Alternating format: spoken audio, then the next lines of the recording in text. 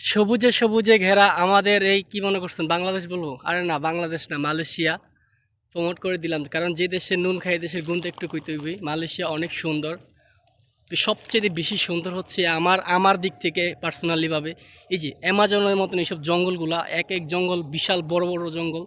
এই জঙ্গলের ভিতরে অবশ্যই অনেক কিছু আছে, হ্যাঁ, কিন্তু ওগুলা কারো ক্ষতি করে না। এরা এদের মতো করে থাকে। কারো এই যে কথায় আছে না, আপনি যদি কারো পিছনে না দেন কেউ আপনার পিছনে দিবে না। ঠিকই ওদের মতন করে ওরা আছে, কিন্তু কারো ক্ষতি করে না, ঠিক আছে?